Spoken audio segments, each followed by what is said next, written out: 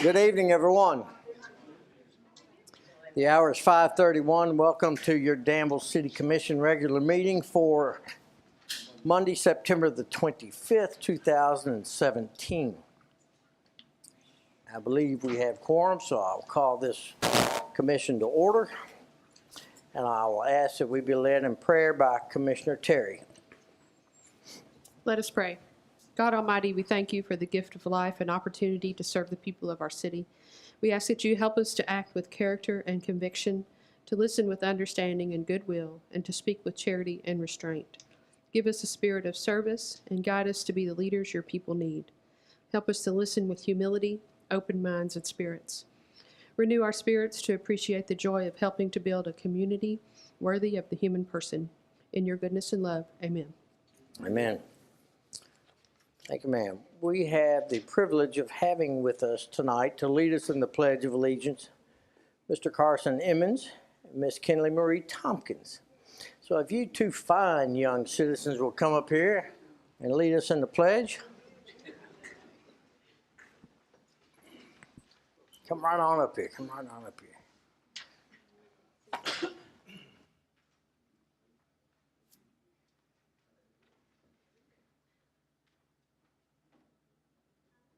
Allegiance to the flag of the United States of America, to the republic for which it stands, one nation, under God, indivisible, with liberty and justice for all. All right, all right. Yeah, there you go. Hey, stand up there. Ready? There you go.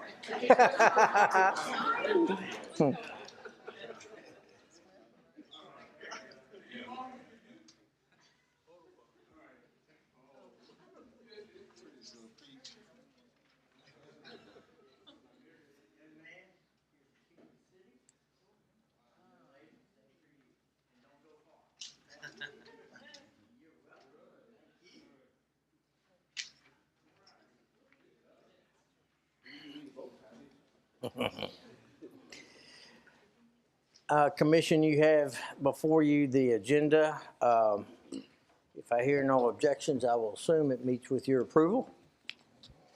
So we will move right on into, yes, sir. For the public, should we mention that there's a deletion?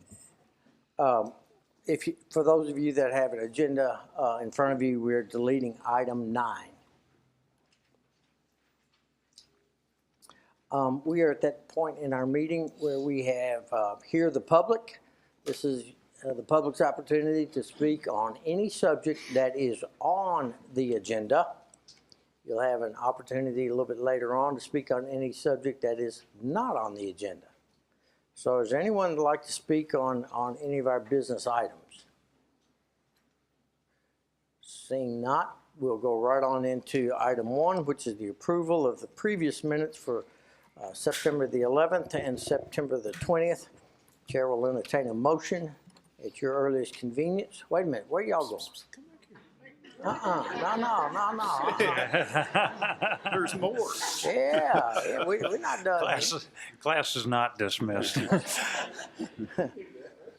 I hear a motion to approve the minutes as presented?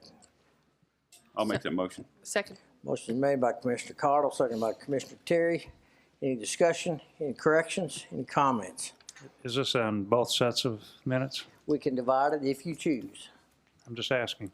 Commissioner Cardle, what's your pleasure? I would say this is for approval of the minutes of both the 9/11 and 9/20 meetings. Any additions, corrections, comments? Seeing none, all in favor of the motion say aye. Aye. Opposed, like sign. Motion carries. Now, we have a proclamation for little Mr. and Miss Kentucky. Yeah.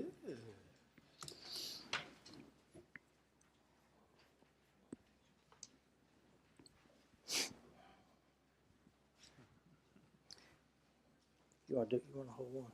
Come on, do one. Come here, you two. Y'all did so good. All right, now, I'm gonna read this here. Mr. Atkins got one, so each of y'all get one of these, so you don't have to fight over it, okay? Okay. She would win. Oh. This is a proclamation for Little Mr. and Miss Kentucky 2017. Whereas Carson Everett Emmons and Kinley Marie Tompkins are students at Tolliver Elementary and competed in the Danville Boyle County Fair Little Mr. and Miss Boyle County competition in the summer of 2017. And whereas Carson Everett Emmons and Kinley Marie Tompkins won the titles of Little Mr. and Miss Danville Boyle County and represented the city of Danville in the Little Mr. and Miss Kentucky competition. And whereas Carson Everett Emmons and Kinley Marie Tompkins competed against 66 other entries for the title of Little Mr. and Miss Kentucky at the Kentucky State Fair on August 17th, 2017. And whereas Carson Everett Emmons and Kinley Marie Tompkins won the titles of Little Mr. and Miss Kentucky and are the first state pageant winners from Danville Boyle County in the history of the pageant, which began in 1982, whereas Carson and Kinley will represent the city of Danville and Boyle County through the state at different events during 2017, 2018, and are role models for the youth of Danville Boyle County. They are to be commended on their accomplishment. Now, therefore, Mayor G. Michael Paris and the City Commissioners of the City of Danville on this 25th day of September 2017 do hereby congratulate Carson Everett Emmons and Kinley Marie Tompkins and encourage the citizens of Danville to congratulate them on their success and representation of Danville, Kentucky. All right. All right. Here, young man, you get one. Smile for the camera. You know how to do that. Does this mean they get to play hooky all throughout the year? Huh? Thank you all, and thanks for doing the pledge. Oh, you're welcome. You're welcome to hang around. Okay? Thank you. But you don't have to. Yeah. I'll be sure to tell Mr. Ballard something good about both of them, right? Make a home. That's great. You're welcome. No, thank you. That's fantastic. Yes, sir. Please make a motion, Mr. Atkins. I move that we accept the proclamations given to Mr. and Mrs. Little Kentucky. We have a motion. Do I hear a second? Second. There's a second. Any discussion? All in favor of the motion signify by saying aye. Aye. Opposed, like sign. Motion carries. Excellent. We're proud. Hmm? We're proud. Very proud. Yes. Another first for the city of firsts. Item 3 is a proclamation for Homeowners Week. I believe we have. Homemakers Week. Homemakers. I got half of it right.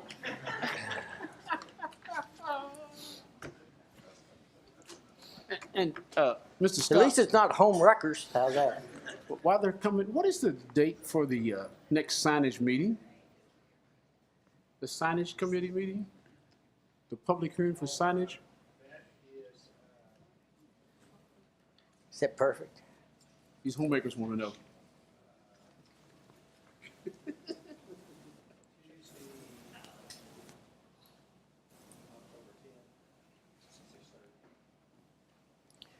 And what's that date for? It's for the next signage. Wayfinding I got you. meeting. Ms. Zimmer didn't hear that. So whereas the Kentucky Extension Homemakers Association Incorporated has more than 14,000 members in more than 850 clubs throughout the Commonwealth that contribute more than 300,000 volunteer hours for Kentucky Cooperative Extension Service sponsored activities. And whereas this organization is dedicated to improving the quality of life for families and communities through leadership development, volunteer service, and education. And whereas KEHA members are huge supporters of higher education and youth in the community, and during the 2015-16 fiscal year, awarded more than $58,000 in college scholarships to deserving students. The organization has worked to achieve this mission for 85 years, providing service in communities across Kentucky, and whereas the organization supports several international causes, including the Kentucky Academy in Ghana. During the past 9 years, Extension Homemakers have helped the Academy, which is a kindergarten based in Ghana, with various projects such as building upgrades, a new water well, and the construction of a library. And whereas outreach efforts extend to our local community, and in Boyle County, the Homemakers have served the community by donating scholarships to Danville and Boyle County students, raised money and donated supplies for the Humane Society, made blankets for Camp Horse and Around, donated to Grace Cafe, Kentucky Adapt, and volunteered thousands of hours in different ways throughout the community. And whereas this organization continues to endeavor to strengthen, develop, coordinate, and extend adult education in family and consumer services in cooperation with the University of Kentucky Cooperative Extension Service. Now therefore, Mayor G. Michael Parris and the City Commissioners of the City of Danville do hereby proclaim October the 8th to the 14th, 2007 as Kentucky Extension Homemakers Week. And we urge all citizens to participate in Extension Homemakers activities in the community this 25th day of September 2017. Congratulations. Oh, thank you. Yes, ma'am. Anything you'd like to say? Not really. I'm kind of speechless. Yes, we do a lot of things, and some of the things that you mentioned are some of the things. We do a lot more than that. But we are fortunate to have the Extension office out here, and we're fortunate to be in a good community. And Extension office is on Corporate Drive behind Bluegrass Medical Center, because everybody tells us, where is it? So. And yeah, we need to sign. Got you. And your names? I'm Thelma Mills. I'm the Boyle County president of Homemakers. And you, ma'am? Center, past president, and now president of 76ers Homemakers Club, one of the individuals. Now, did Mr. Atkins, was your trip to Ghana coordinated through them? No, I just made a note about Academy in Ghana because I did not visit that while I was there. Got you. Got you. Think about it. So. We thank you for what you do. It helps to make our community what it is. Thank you. Appreciate that. Feel free to stay with us. You won't hurt our feelings if you have something else to do. Oh, picture. I know. She was with you. Thank you. Thank you all. Appreciate it. Ask the county extension agent to come up and say something. Who is that? Alethea, would you come up and introduce yourself to this community? You always try to be behind the camera. Mr. Atkins likes to put people on the spot. I don't want to ever miss an opportunity to get up and say hello. Thank you for that wonderful on-the-spot moment here. But hi, everyone. My name is Alethea Price. I'm the County Extension Agent for Family and Consumer Sciences for Boyle County. Like Joyce said, we're located out off Lebanon Road, right up from BCTC. We provide a whole lot of really great educational programs out there. What I do specifically would be teach life skills to adults. So if you ever have any needs for educating any of your clients that you work with or anything like that, anyone in the community, I'd be more than happy to come out and educate you on life skills types of things. You can start with the commission. I would love to. I would love to do that. Anything you need, I'm there. I've got it. But yeah, just like us on Facebook and check out our website for upcoming classes. Thank you. Thank you. So nice to meet you. Pleasure. I think she's bubbly like that all the time. Thank you, Mr. Atkins. That was nice.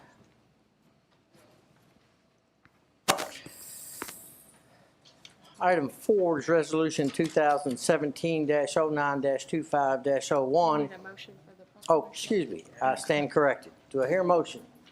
Commissioner Terry, I move to accept the proclamation for Homemakers Week. do I have a second? Second. We have 2 seconds. Any discussion? All in favor of the motion, say aye. Aye. Opposed, like sign. Motion carries. Thank you. Resolution 2017-09-25-01. This is the electric franchise bid award. Counselor, floor is yours. Thank you, Mayor and Commissioners. In 2016, the city passed an ordinance providing a standard electric franchise document that would be a non-exclusive bid opportunity for those franchisees in this community. That came about when the electric franchise of Kentucky Utilities was set to expire. As you know, utility providers are required to have a franchise agreement within the municipalities for which they operate for a term extending not more than 20 years. So we passed that ordinance, and in 2016, when KUs expired, we went through the same process. Our existing ordinance still takes place. We don't need a new ordinance. However, the electric franchise of Inter-County Energy Cooperative was set to expire the end of this month or the beginning of October, and they asked that the city advertise its electric franchise for bid, which the city did earlier this month. Those bids were opened this morning, and Inter-County Energy Cooperative was the sole bid, and the resolution in front of you accepts their bid that agrees to abide by the city's existing electric franchise and pays the city of Danville a sum of 3% of gross receipts. Thank you, Counselor. I offer a motion to approve resolution 2017-09-2501. Thank you, Commissioner Atkins. Is there a second? Second. Thank you, Commissioner Terry. We're in discussion. Oh, go ahead. No, I don't have. I just had a question about, anytime I see something like 3% of gross receipts, I always wonder who's keeping track of the gross receipts. Do we audit that? Who They audits do. that? The company. I'm not accusing them of anything. I'm just curious. Sure. That it is somewhat of an honor system what they turn in, but then they do, you can correct me in finance if that's wrong. Do we get documents to support that calculation? I believe what they do is they submit and tender to the city what their gross receipts were. They calculate the 3% and then provide us a check for it. So they provide the accounting for it. But as far as verification of it, we take their word on their receipts. Any further questions or comments? We should note that Jim Jacobus, their president and CEO, is in attendance tonight to sign the franchise agreement, if you did have any specific questions for him. Wasn't accusing you of anything, Jim. Well, no, we are audited every year, and that is part of our audit. They have checked them out, and that worked out. Very good. Any further questions or comments? Seeing none, Chair will call the question. All in favor of the resolution signify by saying aye. Aye. Opposed, like sign. Motion carries. Item 5 you have before you in a separate sheet, which is to be included, is my proposal to you, my recommendation, to appoint Wendy Rochester to Planning and Zoning. Wendy's background is as a CPA. She's currently Regional Vice President of Arbonne International. She's married to Carrie Rochester, and they have 4 adult children. She has lived in Danville for the last 17 years.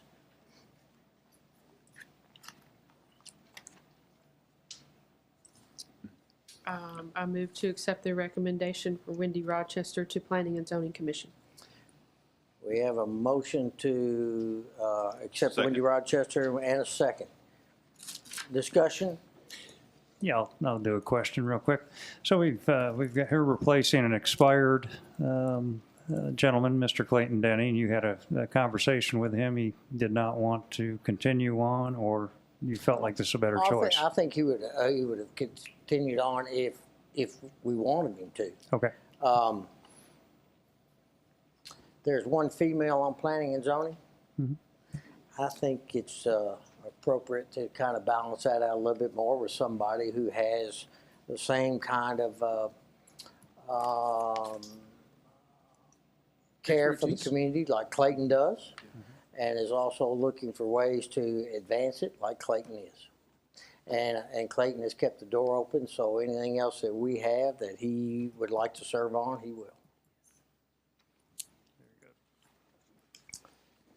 Any further discussions, questions, comments?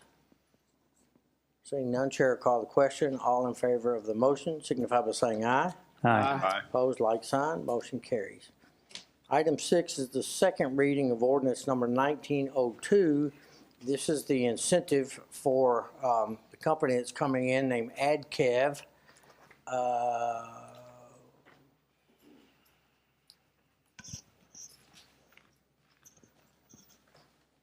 Do we need a motion for the second reading? Do I hear a motion? I move for approval of the second reading of ordinance 1902. Thank you, Commissioner Cottle. Is there a second? Second. Thank you, Commissioner Terry. We're in discussion. Donna, you need to read it? This is the second reading of ordinance 1902, an ordinance pursuant to the Kentucky Business Investment Act, granting AdKev Incorporated a wage assessment, granting certain employees of company a partial credit against City of Danville occupational license tax, and providing provisions for recapture of these benefits in certain events. Further discussion. Yeah, refresh my memory a little bit when, we should have got Jody last time on this, but it's good for us to do incentives for new business naturally. And there's different ways to do it. Why is this the way that we go? Maybe you can help me out here on this side. Well, this is our standard approach to companies that create 10 or more jobs. It's authorized by the Kentucky General Assembly by statute. We've done these traditionally and typically for those companies that are expanding, creating new jobs, or moving to this location. I don't know if that answers your question. That's fine. I just wanted to be refreshed because, you know, there's different ways, and certainly we have somebody else could speak for it. And I guess occupational tax is one. Certainly a property tax might be something that we could probably look at as well. Can we invite Al? Most of these are in conjunction with the Kentucky incentive program, and we do our part to make up a 1% that they make a local match make in order to get the state incentive. Okay. And we have Hal Good here tonight, who may want to speak to this in particular. Be glad to, Commissioner Series. This is pretty uniform, I think, what I've been able to see around the state with the KBI, the Kentucky Business Incentives, because once you reach that threshold of 10, no matter how many jobs you increase, everything comes back through and it seems to work more uniform. Now, there are other incentives that are out there. We've seen anything, I think, especially through my statewide position with KAD, communities have come in and done anything similar to this, to maybe finishing a sewerage line that would go to an industrial building. Incentives are being more and more creative as it goes. So I think as you see economic development move forward, you're going to see a lot of creativity be put with incentives. But at the end of the day, they're all based on the jobs that have to be created. And I think that's why this works somewhat uniformly now. But I think you're right, they will change, be more creative. And it actually keeps us competitive with other communities around the state as well. I think it's great what's happening. This is number one of 3 that we're going to go through, and I just wanted to make sure that I was kind of comfortable with it because it seemed like we've done some incentives differently in the past, but maybe I could be wrong. And this is tied to some discussions we had 2 or 3 months ago, so I just wanted to get my mind kind of correct on it. Any further questions or comments? Roll call. Commissioner Madam City Atkins? Clerk. Yes. Commissioner Terry? Yes. Mayor Paris? Yes. Commissioner Cottle? Yes. Commissioner Series? Yes. Item 7 is the second reading of ordinance number 1904. This is the incentive for Wilderness Trace. Madam Clerk, you want to read that first, and then we'll do a motion. How's that? This is the second reading of ordinance 1904, an ordinance pursuant to the Kentucky Business Investment Act, granting Wilderness Trace Distillery LLC a wage assessment, granting certain employees of company a partial credit against City of Danville occupational license tax, and providing provisions for recapture of these benefits in certain events. Do I hear a motion to accept? I will. I will motion that we accept the second reading of ordinance 1904. Thank you, Commissioner Sears. Second, anyone? Second. Thank you, Commissioner Terry. Comments, questions? Well, I think it's important to explain this one to the community. This is an expansion of an existing company. Good point. the other one was new, so that's a good point. Anything else? Did you ask for an explanation? I think that's the explanation. Okay. It's All right. It's an expansion. It's expansion, new position, new facility, really. Roll call, Madam Clerk. Commissioner Terry? Yes. Mayor Pierce? Yes. Commissioner Cottle? Yes. Commissioner Series? Yes. Commissioner Atkins? Yes. Item 8 is the first reading of the ordinance 1905. This is the incentive for Denyo. Madam Clerk, you want to read that, please? This is the first reading of ordinance 1905, an ordinance pursuant to the Kentucky Business Investment Act, granting Denyo Manufacturing Corporation a wage assessment, granting certain employees of company a partial credit against City of Danville occupational license tax, and providing provisions for recapture of these benefits in certain events. Do I hear a motion? I move for approval of the first reading of ordinance 1905. Thank you, Mr. Cottle. Is there a second? Second. Thank you, Mr. Atkins.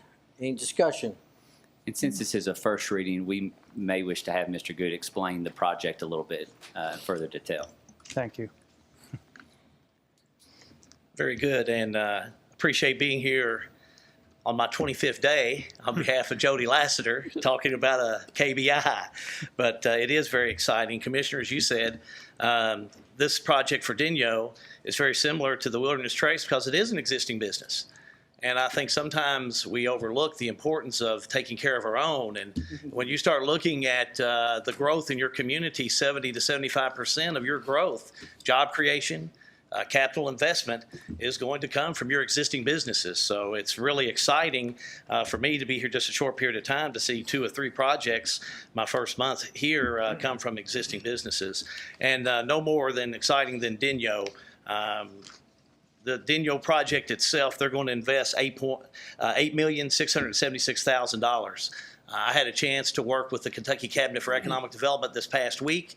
Christina Satterley is their project manager that's handling this. We went through with Joey Harris and his team, the upper management, over the Kentucky Business Incentive. What this construction will do, it's going to add an additional building, a purchase of new equipment. It's going to add up to 90 jobs. That's, of course, going to be to the Danville's tax base. Currently, the company, as of the end of June, we're at 119 employees. I think we need to remember the size of this building as well as what it's going to be doing. It's going to be 63,000 square foot. And it's going to be on Denyo's current campus that's located here in Danville. And it's going to be fabrication. They're going to do more fabrication of sheet metal components. And I think it's important to know what Denyo does in the generator and the air compression assembly. That business has really changed a lot over the past 15 years. It's very high-tech jobs. It's state-of-the-art equipment for cutting, for bending, and for welding steel. And these are very complex structural components. They're going to do those on site. So it's very exciting to be able to have those 90 jobs. You'll see in Exhibit A that Stephen had put together alongside with the information that we pass along to you that the local incentives are listed there. I think this is very uniform to what this commission has done in the past. The numbers and the payroll, naturally, they will align with the KBI, the Kentucky Business Incentive, as you move forward. But I think this could be the first of many expansions that we see from Denyo here in the city of Danville. I had the pleasure back in May through my previous job to meet the president of Denyo in Japan. So he loves this community, and I think this is a sure sign and a step in the right direction to show just that. Thank you. Questions? Well, I was going to tell you, I thought you were going to get that real highlight there. After the first year of activation, they're going to have 66 new jobs available? That is the plan. That's very exciting. All right, we get that out there. That's a major, and I hope they're all 66 employees inside Danville and Boyle County. But that's The exciting part, Commissioner, is the BCT Bluegrass Technical's already been mentioned once tonight, and you could mention that with all 3 of these projects that the commission have looked at this evening. And I've noticed that in my first few days here. BCTC is a growing campus. But it is also a necessity here in this community for the training for these positions that are being opened. We agree. Yep. So these 3 is almost 175 new good jobs. Good job. Yes, Mayor. Any other questions or comments? We hope to see more of you. And again, I'm just sitting in for Jody, and I may say this, Jody is in Chicago for 2 days.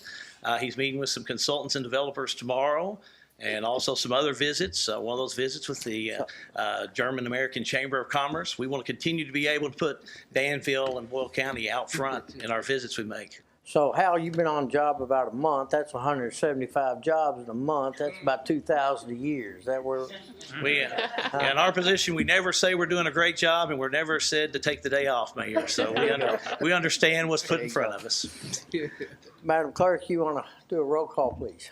Mayor Paris? Yes. Commissioner Cottle? Yes. Commissioner Sears? Yes. Commissioner Atkins? Yes. Commissioner Terry? Yes. Thank you. Mr. Good, how many times has somebody said, we hope to see more of you? That's a rare occurrence in your life, I'm pretty sure. 28 years of economic development, it's been very rare, Commissioner Cottle. So are you saying that by any chance? Just want to verify that for the record. Thank you, Mayor. Thank you, Commissioner. Yes, sir. Thank you, Hal. Questions. As mentioned earlier, we're going to omit item 9 for the time being and go right on to the city manager report, which is item 10. Yes, sir. Mayor and Commissioners, I want to mention a few things tonight, some of which may be new, some of which may be a slight repeat, but for the Commission's understanding and also the understanding of the public. First of all, Mayor Atkins asked a question about our next wayfinding project meeting, and I know that there are people in the audience who have an interest in wanting to have advance notice of that. He looks into the future. That has been scheduled to be held, our next meeting, as kind of a town hall meeting style on October 10th of this year at 6:30 p.m., just as we held the last one here at City Hall. So we look forward to productive discussion with our consultant on that wayfinding project. We'll get into the much greater detail at this next meeting. So that's the first issue. The second thing I wanted to mention again, on the August 31st, we of course dedicated our new $24 million water treatment plant, and that was a big celebration. What may have been missed in terms of that celebration of our success was that on the same day, Danville sold bonds in the amount of $8,535,000 in general obligation public project bonds. We have a excellent bond rating of AA-. That was affirmed by Standard & Poor's prior to this issuance. We had a lot of interest in purchasing those bonds. Those bond sales are a good public-private partnership in terms of how that operates, and they were sold at an effective interest rate to the city of 2.63%. So that is an excellent outcome. Those bonds were issued for the purpose of paying the cost of capital additions and improvements to our city-owned property, including really 2 broad categories of projects. We've talked about our energy efficiency project over the last year and a half, 2 years, that over time, that project is expected to save the city directly over $500,000 or more in energy cost. We are starting that process. That's going to make a number of improvements to replace obsolete water meters with remote read meters that will allow customers, when they're coming into City Hall, to pay their bill, to see if there is in fact a water leak or not going on at that real time at that point in time. We're going to be making other improvements to our energy costs, including this building, which over time we found is hard to heat and cool. So we're going to be doing that. We will be making improvements to the community arts building, our fire station number 2 out on the bypass, Summit Millennium Park, and as well as our parking and transportation garage and the office there. So the total contract price for making all of those improvements is over $8 million, $8,032,000, and will be paid for or reimbursed through the proceeds from this bond issuance. So that's very exciting, and we're starting that right away, and we'll be working to complete that. We talked about investing or the investments being made by companies here in Danville to promote economic development. The city also is making substantial investments to continue to promote economic development, and the second part of that process is the fact that we will be making an investment based upon the receipt of a grant from the Economic Development Administration in the amount of $980,000. We got a total project cost of about $2 million to improve water lines to the industrial foundation areas and to extend water line further out into the county down towards Perryville. And so we'll be starting that project hopefully this fall in late October, and hope to complete that by June 30th of next year. But that's the water flow, and the improvements will drive our continued economic development in the industrial park area. So those are exciting. I would also mention more recently, last Tuesday on September 19th, and the mayor knows this because he was in signing papers today for about 30 minutes or longer, we also sold $2,805,000 in general obligation refunding bonds. Those are basically to refinance our cost that remains on the parking garage that is the key to our downtown medical center and hospital parking and general business parking. By refinancing the existing debt and getting a rate of 2.58%, the city will save approximately $400,000 over the term of the remaining debt.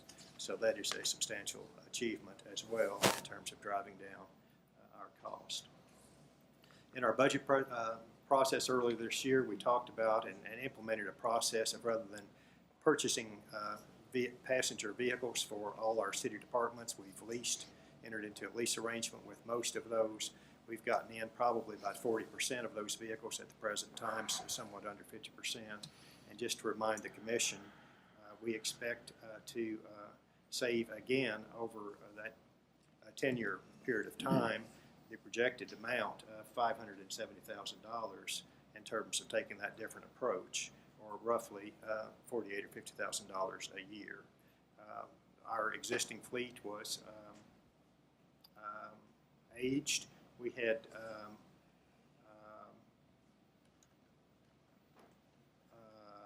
over 35% of our current fleet was over 10 years old. So this movement to leasing newer vehicles will reduce operating cost with greater fuel efficiency. It will reduce repair cost. It will improve service to our citizens through the reliability of new equipment. And it also is a boost to employee morale, I must say, to not be driving a 15-year-old truck or 18-year-old truck any longer. So those are great enhancements that have been made and at a savings to the taxpayer. And I'd mention another item. Again, we have started publishing a quarterly newsletter that will go to Danville citizens and to our water customers. You know, the discussion recently of the improvements at the water treatment plant, our water rates, our adjustments to the sewer rates, raised the awareness on my part that we need to do a better job proactively communicating on some of these rather technical issues. And we do include information on our city website, and that's been refreshed and just recently upgraded too. You might recall from a presentation about a month ago. But this will put directly in the hands of all of our customers, at least quarterly, some information that affects them and that shows that we are trying ever to be of greater service. So that concludes my report tonight. Any comments or questions for Mr. Scott? I just want to say I agree with his statements about the vehicles and the morale booster that it has served to our employees. And I just want you to make note that the mayor and the 4 city commissioners are still waiting for our updated lease vehicles as well. Okay? I'm glad you brought that up. I was going to. Oh, I'm sorry. They are sharp though. Man. If anybody's been doing math, I think that the projects that we're going forward with for the city of Danville are looking at about a $1.5 million savings. Had we not gone through these projects, we would not be looking at that savings. So that's all pat on the back for city staff. Thank you. Anything further? Well, it's still scary because you have to spend a lot to improve things, and then hopefully benefit the savings, but we will benefit the savings, I agree. Still scary to sell about $8 million in bonds.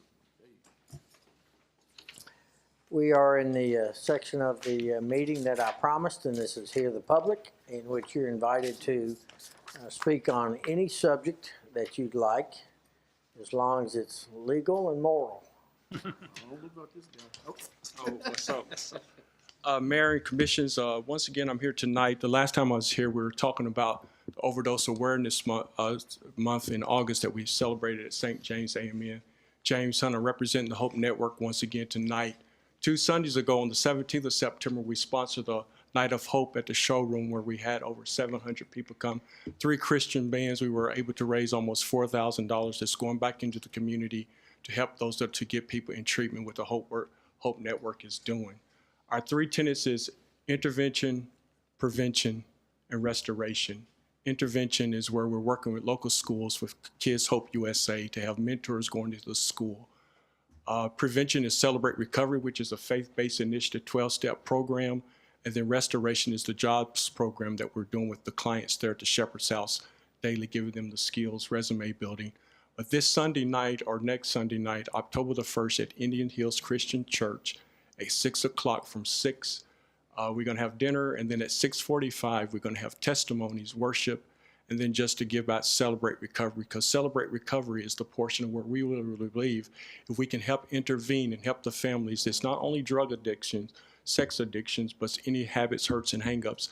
We're dealing with the everyday issues of our families and our communities just to help restore them, to give them the sense of decency. So I appreciate Commissioner Terry's prayer tonight about serving, because that's what it's about. If we're going to be great in the kingdom of God, we got to be the servants. So we're here just to serve our community. And I'm just honored to be in this community to see where people are willing to invest in people they haven't even met, to be willing to give them a second chance on their road to recovery. So we just want to make the public aware, keep you informed that the Hope Network is trying to do and fight the good fight of faith, because the struggle is still real. We see it every day. Families are being torn apart because of drugs and so many other things. So just continue to pray for us and continue to keep us in your prayers as we continue to bring hope as we target addictions that target people. Thank you, Reverend Hunt. Anyone else?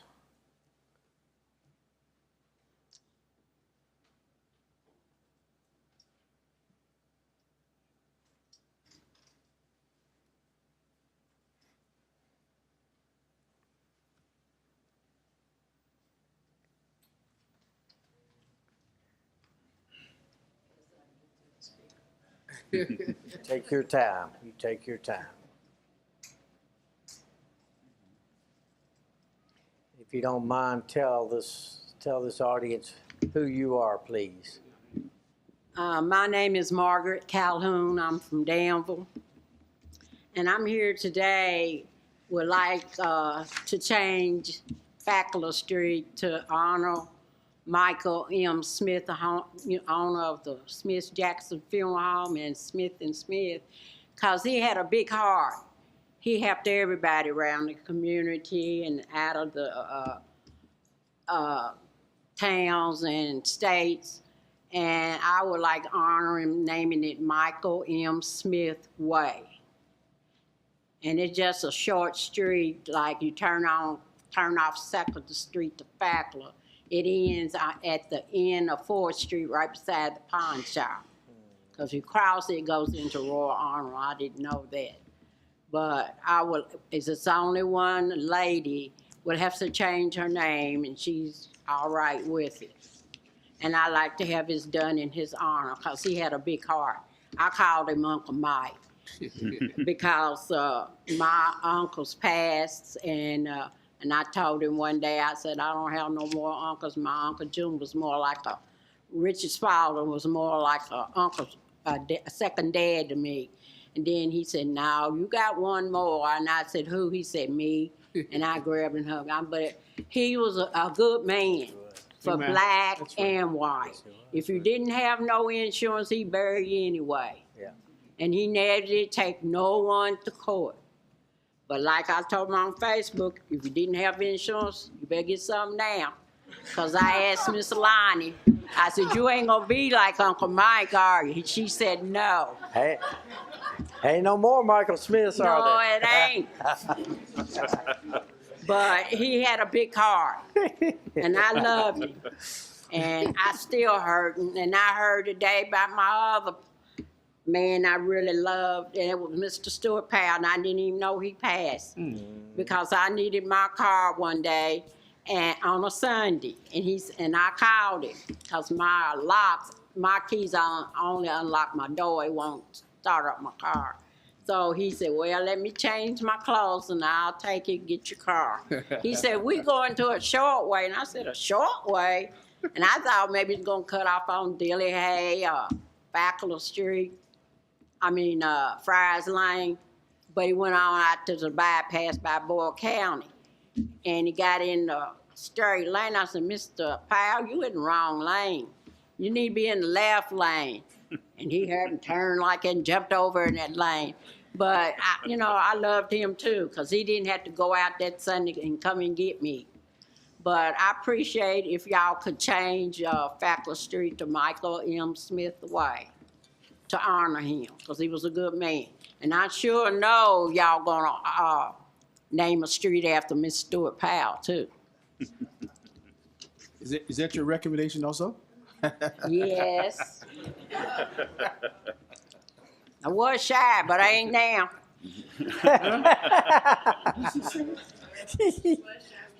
I'm not now, but. You're on a roll now. Keep going. Yeah, I would love to have this done to honor Michael M. Smith. Thank you, Ms. I want to Calhoun. name it Michael M. Smith Way. Yes, ma'am. Yes. You said some things very eloquently. Thank you. Yes, sir. Thank you. Mm-hmm. And y'all have a blessed day. We have already. Thanks for showing Yes, sir. up. Yes. And Mr. Mayor. Yes, sir. Ms. Calhoun was apprised of the process tonight, given some paperwork and stuff, and I encourage her to still come before us and speak so we can get it out there so the public would hear about it. And I agree with what she said about my late brother, Michael Smith. So I'd like to encourage the commission to strongly give this some consideration and work our way through the process and see if we could rename a short street, that street after. She said Michael M. Smith Way, but I would really Miss strongly. Doris Richardson, she wanted me to put that way because I was going to say Michael M. Smith Street. Oh, that's all right. But Yeah. she said put way instead of Okay. street. Well, that's fitting because he did have a way about himself. Yes, sir. That's something to honor him about. Okay. Yes. Well, I think we ought to consider that. I've informed her there'd be no decision made tonight. We would give it take it under advisement, and because we got to let the city manager and the city engineers, people like that, talk to us about it, I guess. So. Sounds good. Thank you. And do I have to come back the fourth Monday? Only if you want to. But will this be on the agenda? Y'all gonna agree to do it? Oh, well, it'll be on the agenda. Yeah. Okay, well, I'll be back up the fourth. That's good. I like to make everybody smile. I like to put a smile on. I think Ron we was can- going to say something for us. Yeah, we can tell you're working off your shyness. So yeah, you come on back. I can take some more stuff that need to be done, Ron, you going to speak up, brother. That's too good. That's too good. Anyone else? Well, wait.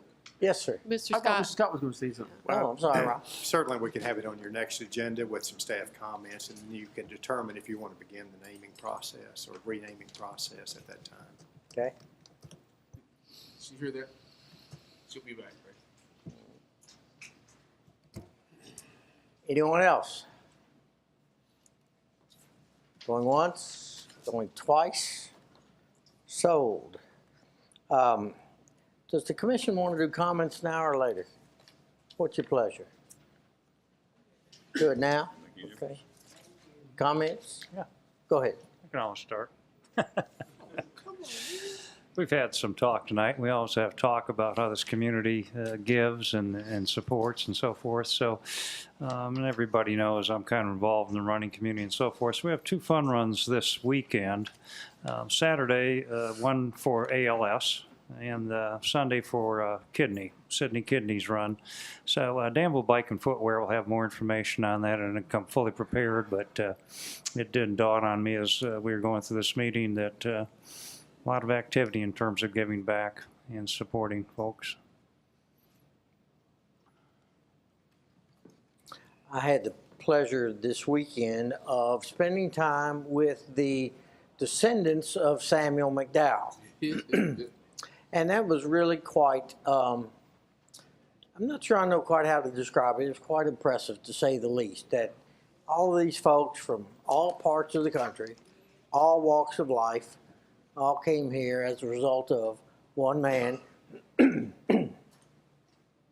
who, as you know, is was the president of the 9 constitutional conventions held here in Danville. And I think the history of this man is beginning to get the recognition that he deserves. And if you have an opportunity, they laid a very nice headstone at the head of his grave and his wife's grave, which I will be the first to admit I had no idea where that was. And our cemetery looked great. Our street's been recently blacktop in the cemetery. So you go in and then it's over on the left-hand side. On the back side of the tombstone is a list of all of his major accomplishments. And it's quite impressive, and I encourage everybody to take a minute and drive out there and look at it. Anything else? I have a couple things. We just completed the Frank X. Walker Festival number 4. We enlightened 5th grade, 8th grade, and 11th graders about the importance of African American literature, and highlighted Frank and his works. And Frank spent time with the entire Bate Middle School student body and the entire Danville High School student body. And he just has a way of taking 500 kids and raises his hand and says, "I'm ready to start it." And they all just hush up. Really impressive. But he read from his new book, and the kids had lots of, I thought, very adult, grown-up questions to ask of him.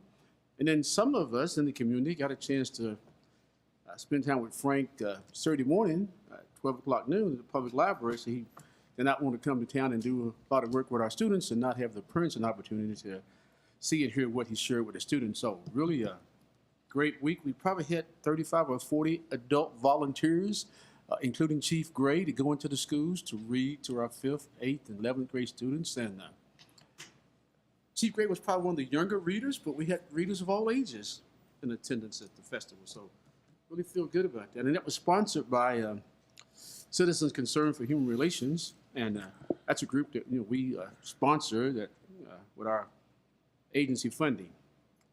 Then the second thing I want to call to your attention is that this coming Friday, the 29th of September, we're hosting at Danville High School, I'm going to get this wrong, the Robert Price Trumbo. We all know him as Bobby, Mr. Bobby. We're hosting the Robert Price Trumbo College and Career Fair at Danville High School. And we have lots of colleges and lots of graduates of Danville High School who will be present in our community. And we have the mayor and maybe a couple other city commissioners who are going to be talking to high school kids about their line of legal work, not commission work, but legal work. And it's from 10 a.m. to 2 o'clock p.m. in the Danville High School gymnasium. And I want to publicize this because all of the 8th grade through 12th graders in the city schools will be in attendance, and they're like a captive audience when you have something during school time. So I want to encourage the community, though, because I've been telling these graduates who come back that I just desire for all of you all to get jobs in Danville and get on the payroll here and live in our community.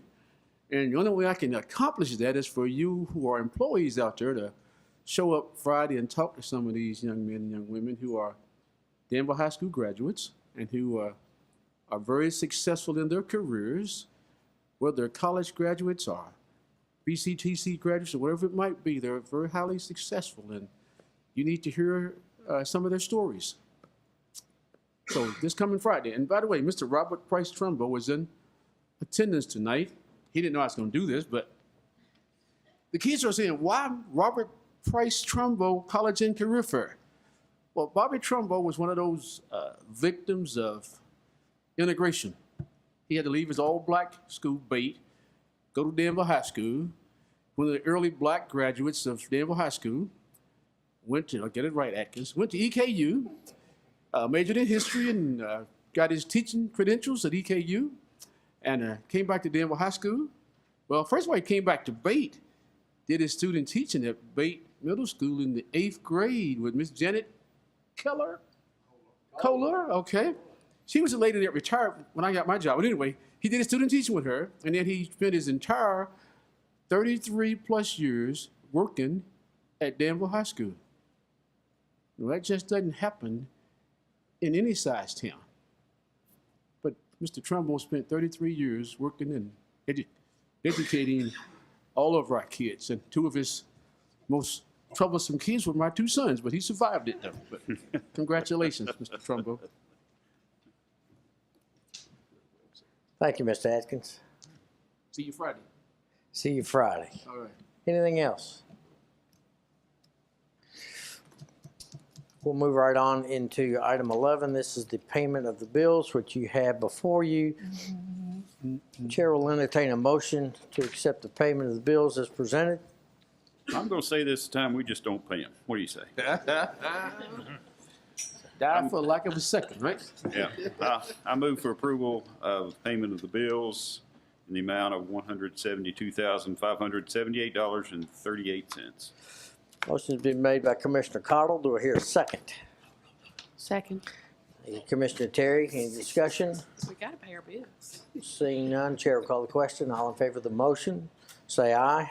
Aye. Opposed, like sign. Motion carries. Item 12 is Resolution 2017-09-25-02. This is the copier bid award. Madam City Clerk. We would ask that you approve the resolution 09-2502. We solicited bids for a copier that was in the budget, a capital item, and we received two bids, one from Danville office, one from Sharp. You see the totals, $20,993 or $27,509. We would ask that you would approve the resolution to go with Danville office equipment and purchase a copier. Do I hear a motion? So move. Thank you, Commissioner Atkins. Second. Second. Commissioner Terry. Any discussion? I like buying local. Got it. Yeah. So no, And it is quite a savings as well. Yeah. Yes, absolutely. no other discussion. Chair will call the question. All in favor of the resolution signify by saying aye. Aye. Opposed, like sign. Motion carries. Item 13 is the second reading of ordinance number 1903. Madam City Clerk, if you'll read that, please. This is the second reading of ordinance 1903, an ordinance amending City of Danville, Kentucky Code of Ordinance Section 18-56 pertaining to sanitary sewer industrial discharge limits and Section 18-80 pertaining to monthly sewer service charges for industrial customers. Do I hear a motion on the second reading? Commissioner Cottle? I move to approve the second reading of ordinance number 1903. Thank you, sir. Is there a second? Second. Thank you, Commissioner Sears. Any discussion? Seeing none, Chair will call the question. All in favor of the motion signify by saying aye. Aye. Aye. Like sign. Motion carries. Was that supposed to be roll call? Oh, it is supposed to be roll call. Yeah. Thank you. Commissioner Cottle? Yes. Commissioner Series? Commissioner Yes. Series? Okay. Commissioner Atkins? Yes. Commissioner Terry? Yes. Mayor Paris? Of course. Resolution 2017-09-25-03 This is the paving schedule for the fall. Mr. Coffey. Thank you, Mayor, Commissioners. You have in front of you the list of 17 streets. The first three do require milling. That is all that is currently proposed to be milled at this time, which is an additional cost as identified at the bottom of the page. All told, that will add about $20,000 to the paving. That is not surface material, but it's again, the milling. The street number 10, redryer, we will not pave that until we have some right-of-way questions resolved. That's subject to some additional right-of-way acquisition that we're working through with some of the property owners that abut city property in that area. So that one will not be done. You will actually see the acceptance of a right-of-way plat that will be done by you all before we can pave that, but we did include it on the list, so the money would be accounted for. Do I hear a motion? I'd offer a motion to approve resolution 2017-09-25-03. Thanks, Commissioner Atkins. Second? Second. Thanks, Commissioner Cottle. Any discussion? I think it's neat to see that you're doing some streets that are sort of connected in the same neighborhoods. That I think it'll make a drastic improvement in doing 2 or 3 streets in the same area, same neighborhood. So I think that's good. Wish we could do more, but I understand. Is milling generally covered with municipal aid funds? Does that count? Okay. We're being asked to read, I'm sorry, I was distracted. We'll read the list if we'll take the time to do that, if that's okay with you. Oh, sure. Okay. I was trying not to have to read, but out loud, I apologize. Right. 5th Street, Main Street to Lexington Avenue, Walnut Street, 5th Street to Harding Street, College Street, Walnut Street down to Russell, Perkins Runaway down to Houstonville Road, Spring Hill Road, Shakertown Road to Middlebrook, Woods Alley, Old Wilderness Road to Alta, East Walnut Street, Stanford Avenue to Alta, May Boulevard out on the bypass, Cassidy Way, a portion of. Redryer will be if additional right-of-way is acquired. Denmark Drive, Rebel Road over to Ruston Hill Road, Skywatch Drive, Kroger entrance to Central Bank, Commerce Drive, bypass to Shannon Way, Hightower Road, Brenda Avenue to Shannon Way, Randolph Hill, 2nd Street to 4th Street, Rolling Hills, Lexington Road to the dead end, and some paving near the wastewater plant access road, partial length. Earl, a question. On the area where the Starbucks is going in, that really doesn't have anything to do with that, but it's getting a lot of attention. Bring that up too. Well, go ahead. Take the lead here. Go ahead. You're doing fine. And who's going to fix that before it becomes a total train wreck? The consultant team on behalf of the development, before Viking Group, who actually owned the development overall there, before the parcel was separated and it became the property of someone else, raised the question about traffic around that intersection and whether or not, so folks are aware, there's a frontage road parallel to the bypass down through there. Anything north of that frontage road, which is typical, I want to say it's 40 or 50 feet in right-of-way dimension, you'll notice when you go to the west, it's more pronounced. As you go in front of Kroger, it's easy to see that right-of-way. When you move to the east in front of Central Kentucky, that right-of-way is less pronounced because they didn't do islands in front of those parking aisles. When you move around the bank, you'll recall when the AT&T property down there on that corner was done, some of that right-of-way was relocated. Up on the intersection in question, the developer came in, asked for some ideas. We treated that intersection in the same way that the intersection at O'Charlie's was treated. At the time O'Charlie's was built, prior to that, you could exit the bypass down into the parking lot directly. There was less of the frontage road that existed then, in the same way that the curbing improved that intersection dramatically and the function of that intersection. The work that Starbucks is doing will help that intersection.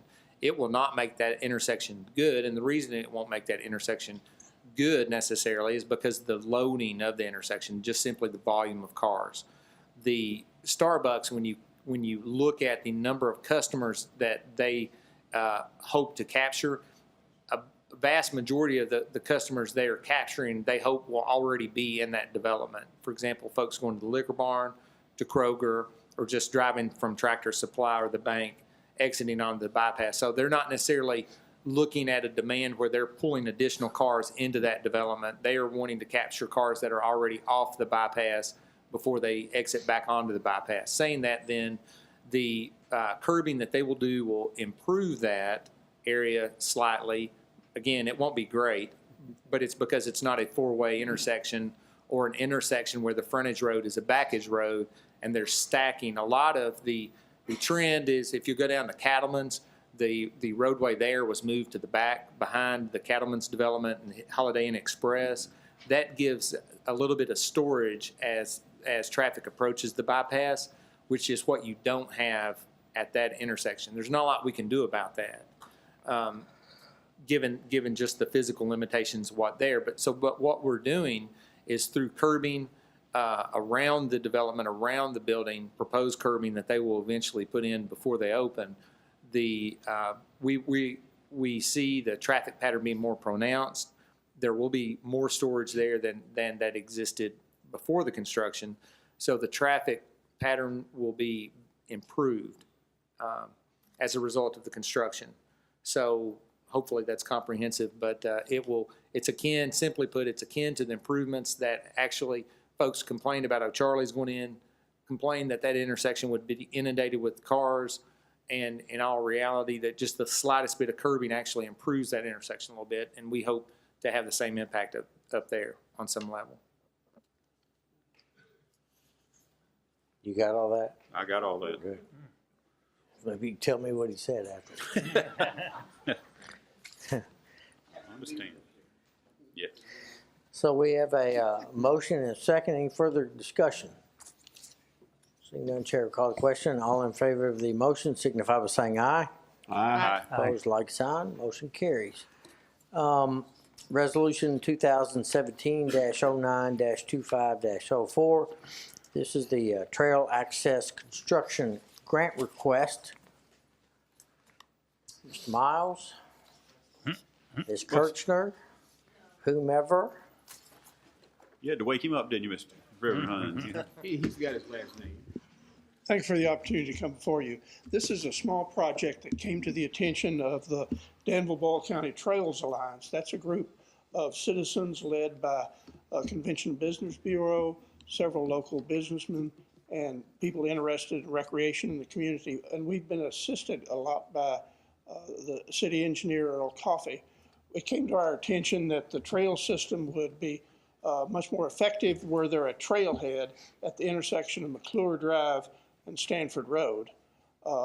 This is largely a community group, and in deference to all the demands made on the city and county budgets, we reached out for opportunities for private funding. And so what we bring before you is a request to support an application to the Brown-Forman Foundation on the order of $20-some-odd thousand to construct a trailhead, parking facility, signage and benches to improve access to the trail system and being developed in the area. Do I hear a motion? I'll move to accept resolution number 2017-09-2504. So appropriate, Commissioner Sears. Is there a second? Is there a second? Second. Thank you, Commissioner Cottle. We like free money. So more the better. We appreciate the work that Creek has done as well. I'll be candid with you. This is the first time that Brown-Forman has been approached for a grant request in this area, and I cannot tell you what our likelihood of success is, but bringing that to them will at least make them aware of our needs. Perfect. I'll just bring them down here from Louisville for a little bike ride and get them energized. Any further questions or comments? Seeing none, all in favor of the motion say aye. Aye. Opposed, like sign. Motion carries. Resolution 2017-09-25-06. This is in regard to our bid for our fire truck. Mr. Brumfield. Mayor, Yes. we had item, we had 05 prior to that. Oh, streetscape excuse grant me. application. I'm sorry. Doggone it. Go ahead. Yes. I just love to talk so much. I wanted to get 2017-09-2505. Streetscape. Go ahead, Earl. Last year, the city submitted a streetscape grant application. It's a TAP grant. We are regurgitating that application, updating it. We feel like the same application is still applicable. As part of that updating, we've updated some of the financial data, which we'll read to you. It is not in your resolution. I think your resolution was blank at the time that it was sent out. The first number is the implementation of the Streetscape Master Plan. This project is valued at $1,183,973. The fourth paragraph, whereas the city desires to submit the TAP grant application to provide $947,178 in grant funds for the project, with the remaining $236,795 coming from local funds. Those numbers are reiterated in the last paragraph. Staff recommends going forward with the application. It is the same application essentially as last year with updated numbers.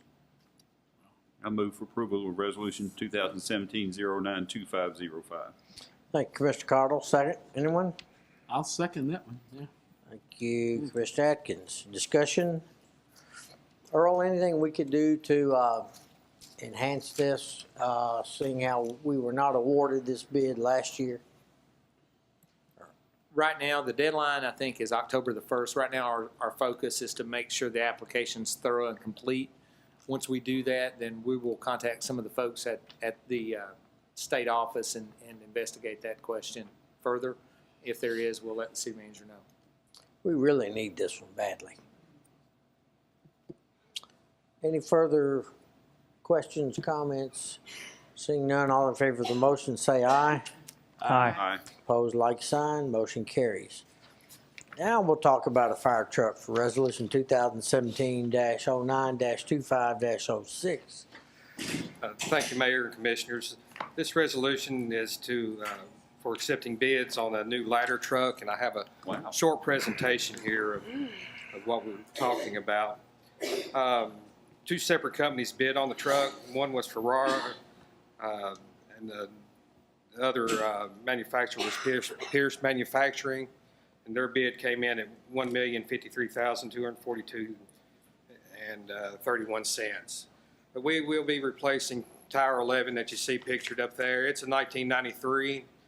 It has the ladder on it is a 100-foot ladder tower. That truck next year, when the new one comes in, will be 25 years old.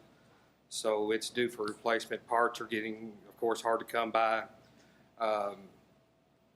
We'll go on to the next one, the next slide, and that is a representation, a close representation of what the new truck will look like. We've spent close to 2 years in the research and development of these trucks, and there's so many options and manufacturers, but through our research, we think this is going to be the best choice for the city of Danville. That is the new truck. It'll be a 2018. It'll be a 107-foot ladder, steel ladder on the top of it. Pierce Manufacturing, that's the one who we advise going with. It's they're top of the line when it comes to fire trucks and the building of them and the materials used. And that's why that was one of the big reasons to go with Pierce on this. We've looked at several different companies. We've had several different trucks, ladder trucks in the community, in town. We've actually driven them on a certain course that we have in town to make sure that they fit through all the streets. That's one thing, that's one of the problems we've had with our present ladder truck, is not being able to get it in some places, some spots. We can't even turn it on High Street, as to where this truck, it will turn down high, go up and make a left on 4th Street, which is very tight turns. It's hard to get through there in an automobile, let alone a truck. But these trucks are designed to do that. And that's why we recommend going with the Pierce, because of one of the reasons is their suspension and turn radiuses. So that is our recommendation, to go with the Pierce truck for $1,053,000 to $242.31.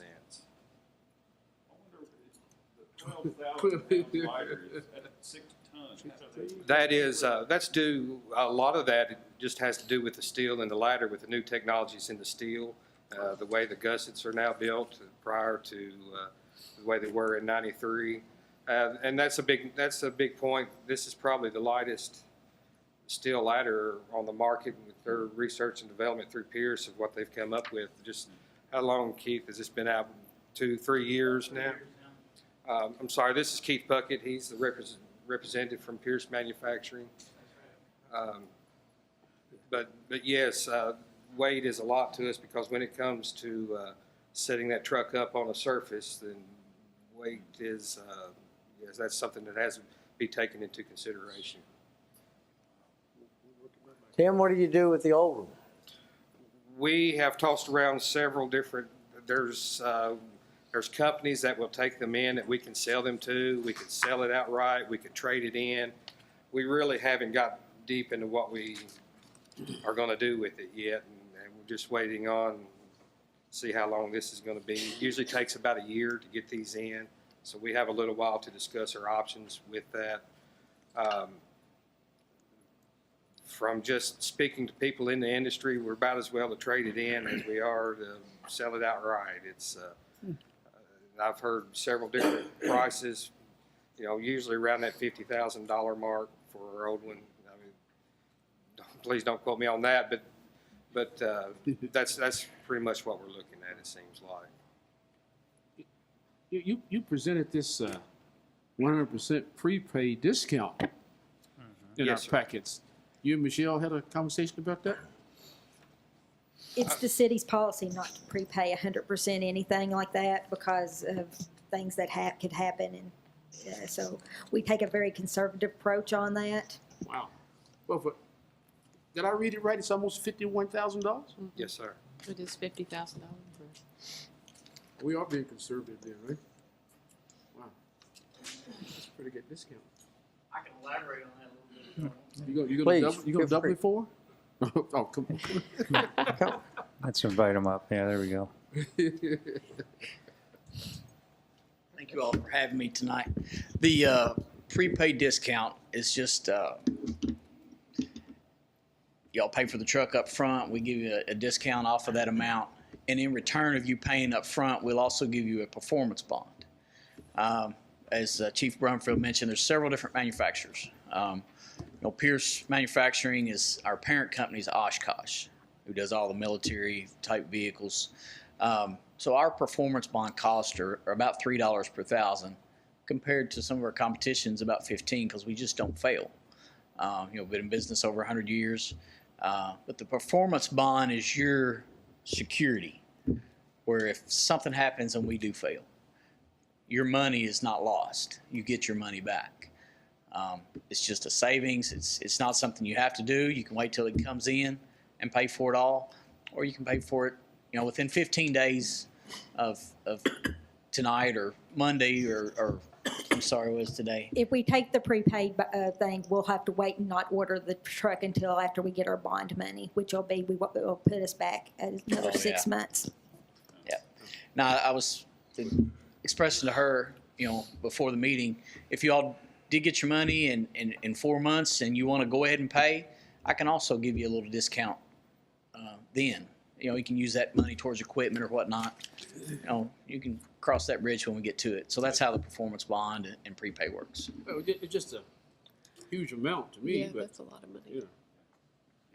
Is this compatible with the truck we bought 3 or 4 years ago, or does that matter? Or do you have to communicate between the two? Well, there's a big difference in the two. The one just a few years ago was a rescue pumper. This obviously is the ladder truck. This is more for gaining access to upper levels, rooftops, windows, and that sort of thing. But yes, they all can work together, pump together. The biggest difference between this truck and the truck we have now, the ladder truck we have now, this one does not have the bucket, the platform on the end of it, which makes this one a little more user-friendly when it comes to setting up in tight places, plus the weight of the truck, the outrigger spreads, because we have some smaller streets in Danville, and when you set like the outrigger spread of our truck now is 24 foot, this one is 16. So you can see why this one's a little easier to work with and get around in the streets than the one with the platform on the end. And I guess the other question I have is, FYI, you guys are requesting that we take the higher bid tonight, not the lower bid. I'm sure there's just some justification for that, but it wasn't in the report that we received. So is there some justification why we're taking the high bid rather than the low bid? The low bid manufacturer, when we went through the bids, we sent out specs for the truck, and the low bid manufacturer came in, and we went through it, and I think there were 32 items that did not meet our specifications. Okay, thank you. There'll be a reason, right? It's about the best value. Do I hear a motion? I move to approve Resolution 2017-092506. Thanks, Commissioner Terry. Is there a second? I'll second it, yes. Thanks, Commissioner Atkins. Any further discussions or comments? Yeah. We get to ride on it? You dress up like Santa. You have to climb it first. We gotta wait a whole year for the ride. Yeah, we have 2 fire stations. What's the fleet? Do we have, you have 2 trucks here downtown? We have, we run 2 frontline engine companies, the pumpers. We're staffed with 7 people each day. So we have 2 or 3 people in each engine, and plus a battalion chief, the shift commander. He's usually the incident commander when there's an incident. So we have 2 frontline pumpers. We have a reserve engine, which will be coming up here in a few years to be replaced. And we have a rescue truck and a hazmat truck, plus a small squad unit is our fleet. Save a lot of vehicles, and most of them have specialized functions, and this one has a function of having the ladder, longer ladder. Yes, right? This is actually a Quinn. It has water on it also, water and a pump, and it can operate like a pumper. And because of getting it around areas in town, the ease of what this one will be as opposed to what we have now, we will, especially while it's under warranty, we will be using this truck first out like an engine company for quite some time, just to make sure bugs and all that that stuff's worked out. I'll go to the top of the ladder.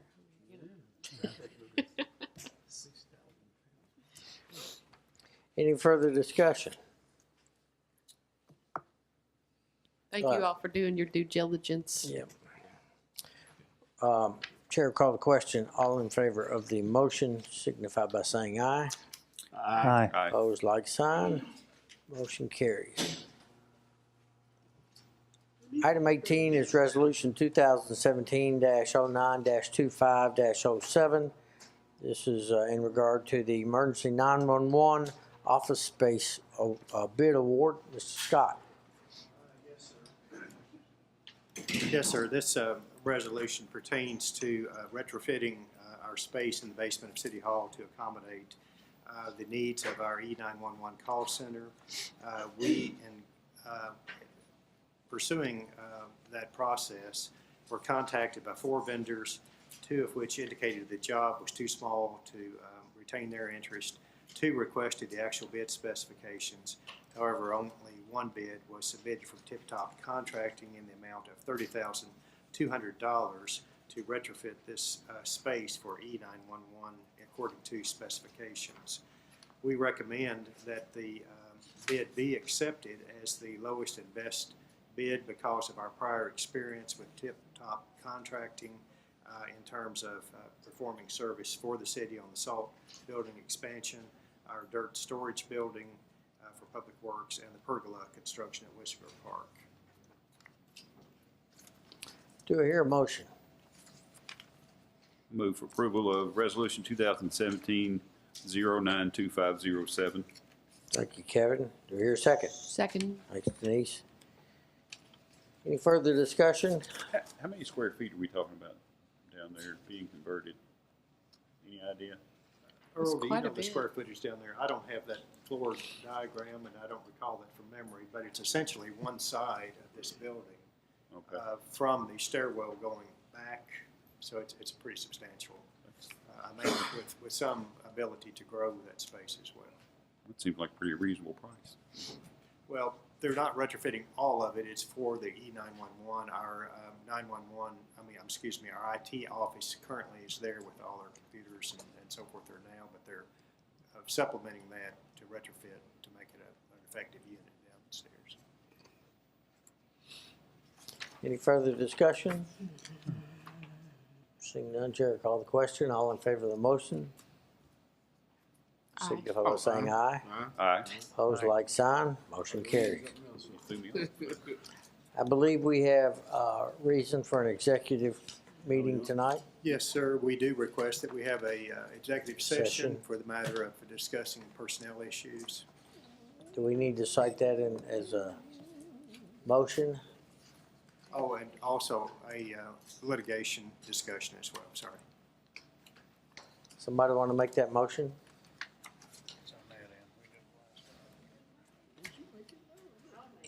Go ahead. I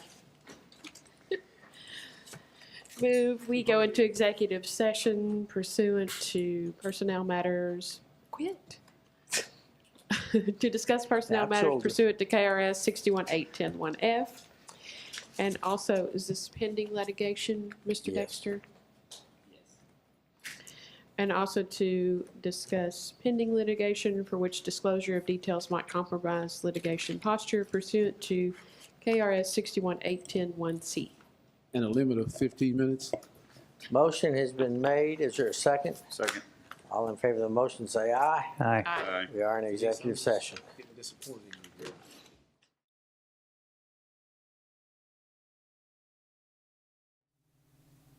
Motion that we move back into regular session. So moved. Thank you, Second. Commissioner Cardinal. Commissioner Terry, all in favor, say aye. Aye. Opposed, like sign. We are in regular session. Madam Clerk? We would ask that you accept the resignation of Jamison Flynn and Josh Smith as presented. So moved. Motion is made. Do I hear a second? Second. Thank you, Mr. Cardle. Any discussion? All in favor, say aye. Aye. Opposed, like sign. Motion carries. Is there anything to come before this commission? Staff? No. Do I hear a motion to adjourn? All in favor, So say moved. aye. Second, aye. Aye. Second, aye. Third eye. Third eye.